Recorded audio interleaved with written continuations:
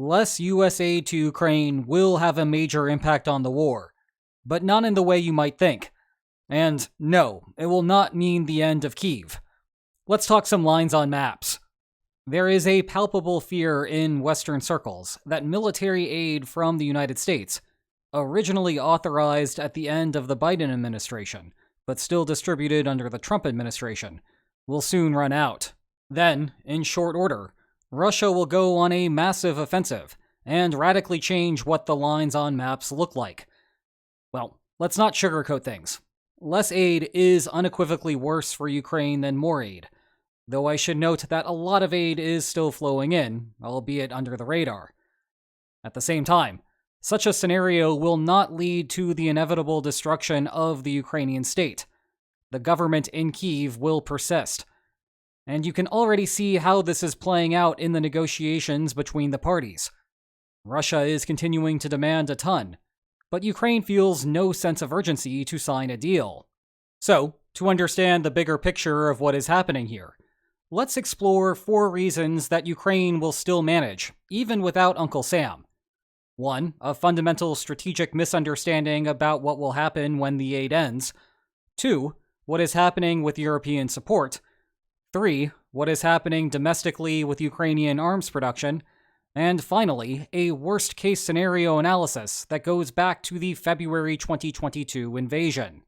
But let's start with the fallacy in strategic thinking. The basic logic is that the United States makes all sorts of deliveries to Ukraine. Ukraine then takes those deliveries, turns around, and uses them on the battlefield. With a consistent delivery schedule, Ukraine's expected outcome of the war hypothetically looks like this. But take away those deliveries, and the expected outcome shifts westward. So far, so good in interpreting the logic. A country's probability of winning generally increases in the materiel that it has. The problem arises when analysts naively look at recent trends in territorial exchanges, and then conclude that there will be a massive jump in exchange rates once the aid ends. Sure, that type of thing is possible, but think about how Ukraine must be allocating its resources to generate such a prediction. You would have to implicitly assume that materiel consumption looks like this. It stays constant as deliveries come in, but then discontinuously falls off when assistance ends, and stays static thereafter. Now, that would be the case if something unexpected happened that resulted in an equally unexpected termination of deliveries. Say, a strain of cordyceps evolves to withstand slightly higher temperatures and infects everyone in the United States, but somehow nowhere else. And later, I will explain how complications can arise here. But fortunately, The Last of Us are not fungi-controlled drones. And if aid will completely disappear, it will do so in a mostly predictable manner. I say mostly half due to the chalkboard problems that we will get to later. Yes, we will circle back to you, Marco Rubio. And half because this process is really opaque to outsiders, even those of us who pay close attention to the news. As a point of comparison, the pause in aid coming from the Oval Office meltdown made major headlines. Trump was right when he joked that the whole incident would make for good television. Written media had a field day with it too, though. Way more than 400 outlets covered the story. However, it has been much harder to keep track of some of the smaller stories about continued weapons shipments to Ukraine. That applies to weapons that the United States directly owns, as well as systems exported by the United States that require White House approval to move on to a third country. These just don't make the same kind of splash, and so they tend to go by the wayside. One convenient way to stay afloat is to target your news interests on the topics that you think are the most important. And guess what? Today's sponsor, Ground News, can help you do just that. With a few clicks on its interface, you will be able to focus on the stories that may have otherwise slipped through the cracks. And by going to ground.news/linesonmaps, or scanning the QR code on your screen, you can take a great 40% off their Vantage plan, which gives you access to that resource and a whole lot more. So thanks again to Ground News for sponsoring today's video, and restoring just a bit of sanity into our lives. Sanity concerns aside, the main point here is that, opaque or not to us, Ukraine has a much better idea about what the flow looks like. Heck, people have been harping on the possibility of aid cuts for more than a year and a half now. It would take an unheard of level of obliviousness to not understand that today. And when that is the case, the consumption of aid does not look like what we saw before. Instead, it is more like this. Let's superimpose the wrong interpretation for a comparison. Even before the aid ends, you start getting more conservative in your weapons use. A questionable target that you would have previously struck now goes off the table because you will need that shell in the future for a target that you are more confident about. Let me repeat that. Consumption declines even before aid ends. As in, it has already declined. If you're having a hard time understanding why consumption looks like this and not this, think about the consumption habits of a grain farmer. Come harvest time, he is flush with food. When harvest season ends, though, he cannot simply go out into the field and find his dinner. A smart farmer who does not want to die of starvation will therefore begin consumption smoothing well before the end of the harvest period. Well, it is the same idea for those who are bullet-starved. Thus, when you see exchange figures like this, some portion of the anticipated aid cut is likely already reflected in the numbers. And so, holding everything else constant, you are not going to see something like this after the aid ends. Instead, it will slowly ramp up before reaching a new steady state. The tricky thing for us is knowing where exactly we are on this graph. That is in part because actual aid disbursements are incredibly opaque, as mentioned a moment ago. We keyboard warriors do not have a great idea when this end date actually is. Is today here? Or here? Or here? Because if we are far away from the cutoff, we have not yet seen much of the decline in these numbers, and thus there is much more room for Russian expansion. In contrast, if we are very close to the cutoff, then the current numbers are close to the post-cutoff reality, and thus there would be little room for expansion. I suspect people think that we are closer to the cutoff than is the reality. Despite perceptions to the contrary, remember from earlier that Trump has been approving some disbursements, though not nearly at the same level as his predecessor. And some of these contracts may even run for 3 years. We also do not really know the concavity of what this function looks like for Ukraine. That is a fancy way of describing how quickly the function declines. Note that a sharper decline at the start means that a greater share of the consequences are already baked in by the time of the cutoff.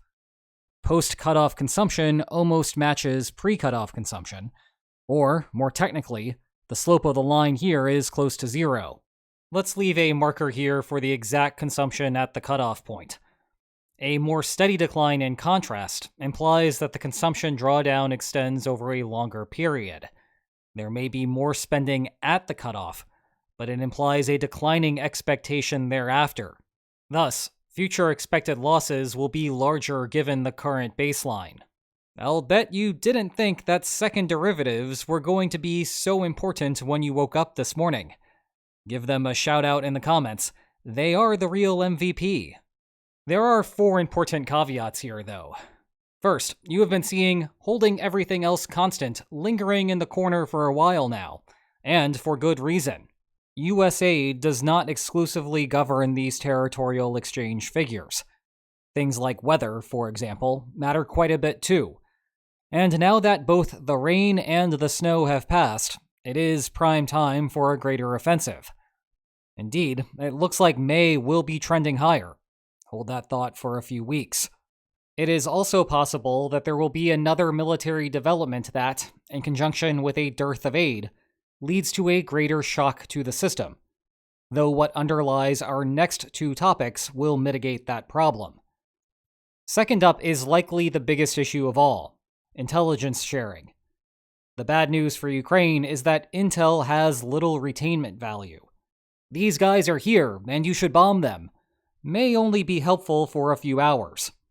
It is not like an artillery shell, which you could use today, tomorrow, next week, next month, or whenever, and still get basically the same value from it.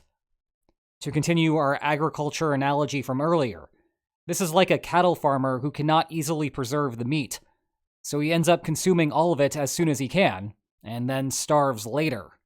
So, if Washington cuts intelligence, then we will see a discontinuous increase in Russian gains. In fact, following the Oval Office meltdown, Trump indeed stopped sharing information. This coincided with Russia retaking almost all of Kursk, though it is hard to say conclusively that the blackout caused that specific situation. You know how the fog of war is, and making calls like that is not easy.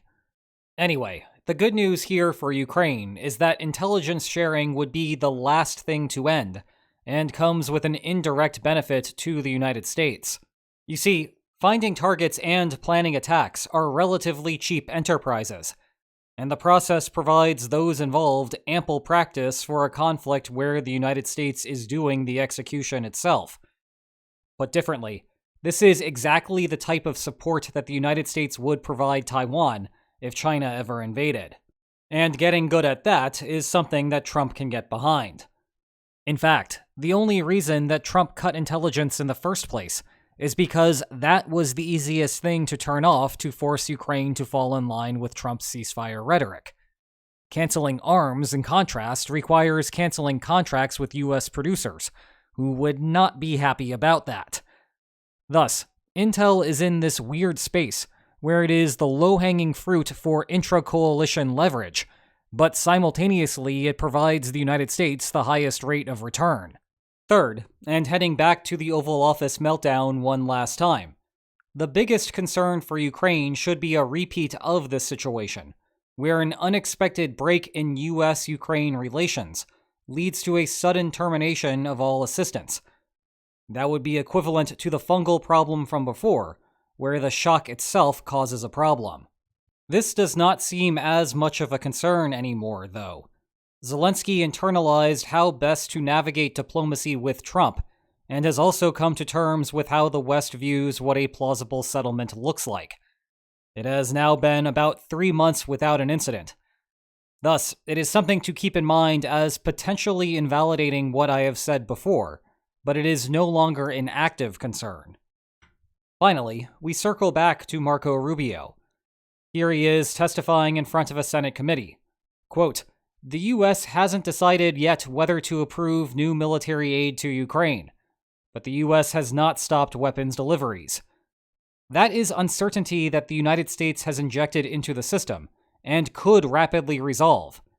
But until that decision is made, Ukraine cannot optimize this curve. I should note here that the Kremlin also cannot optimize its own response when it faces this uncertainty, a topic I have not broached today because it opens up a separate set of thorny strategic problems. If you put on your tinfoil hats for a moment, it is possible that the White House has a more solidified plan here, and these comments are just for show. Meanwhile, those plans may have reached Kyiv, perhaps via European officials, so that Ukraine can strategize accordingly, all while the Kremlin cannot. If so, then us simple public folk will be the last to know due to operational security. Next up is European aid. The basic idea here is straightforward, but comes with an important caveat and an interesting implication. In short, aid to Ukraine is a public good. The specific identity of the Western country supplying it matters little. Everyone in the Western coalition benefits from all aid increases. The bad news about these situations is that they are prone to free-riding. The good news is that when someone else cuts aid, your marginal return on allocations tends to increase. Thus, you allocate more to compensate.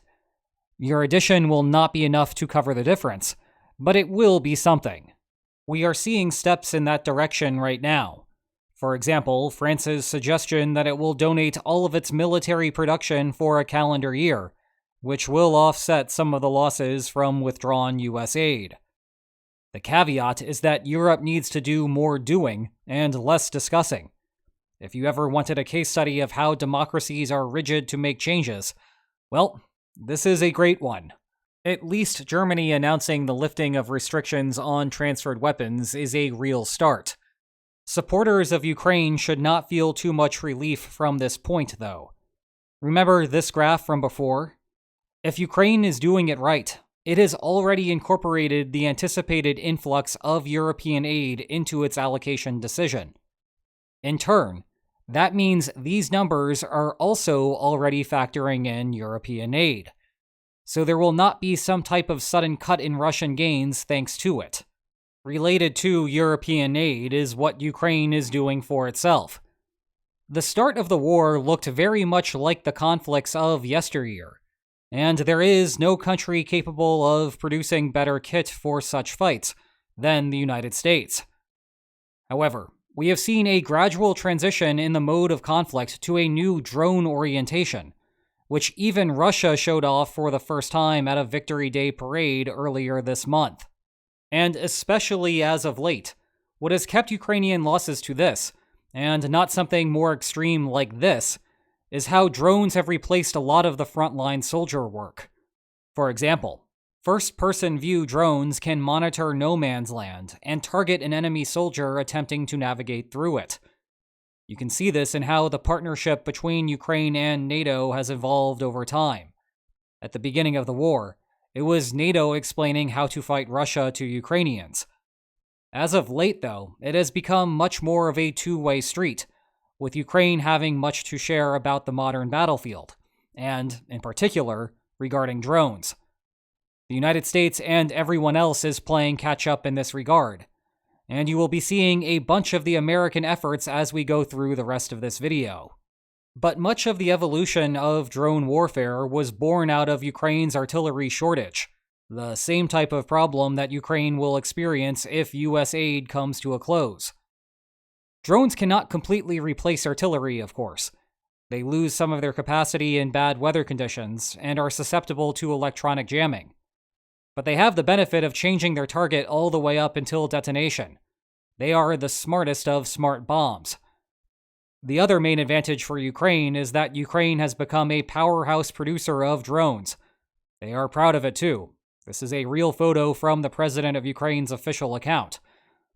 In the past, we have talked a bunch about how one of NATO's subtle benefits is to have allies specialize in the production of specific weapons. Well, if NATO ever approves Ukraine's membership, a large part of that decision will be to secure access to Ukrainian drone production. And you had better believe that Ukraine is playing that up as much as it can. For the current war, another upshot for Ukraine is that the drone manufacturing facilities tend to be small operations, made up for by the sheer number of them. As a result, Ukraine is not vulnerable to, say, a few Russian bombs destroying the entire operation. However, like the earlier point about European arms, this is already reflected in the current exchange numbers. The last point is a comparison to a worst-case scenario where Ukraine ends up all alone. Removing the United States and Europe from the equation would still not mean an immediate end to the Ukrainian state. And we know this because Russia already tried to take the entire country once in February 2022 and failed. Indeed, Ukrainian salvation did not come from Western military assistance. Remember, the belief at the time was that Russia would win quickly, and neither Washington nor any European capital fancied the idea of making donations to Ukraine, only for Western kit to immediately fall into Russian hands. That went double for the Biden administration, which was still reeling from the United States' botched withdrawal from Afghanistan. Rather, what kept Ukraine afloat was an underappreciated national sentiment, or at least underappreciated national sentiment according to the Kremlin's intelligence reports, that Ukraine itself was a country worth defending. That is a sentiment that has only grown in the intervening years. Well, that and Russia bringing insufficient manpower to do the job. But that is not a concern today either. Russia would need to mobilize in a manner that exceeds even the fall of 2022, which proved too politically controversial for the Kremlin to try again. Now, the comparison between February 2022 and today is not entirely favorable for Ukraine. Perhaps the third pillar of Ukraine's initial defense was exploiting Russia's military corruption. That has improved quite a bit in the past 3 years, as the war itself illuminated the corruption problem, and Moscow has mitigated some of it. However, that still leaves Russia far from a position where it can conquer Ukraine. Thanks again to Ground News for sponsoring today's video. Go to ground.news/linesonmaps or scan the QR code on your screen to take an excellent 40% off a Vantage plan. And if you enjoyed today's video, please like, share, and subscribe, and I will see you next time. Take care.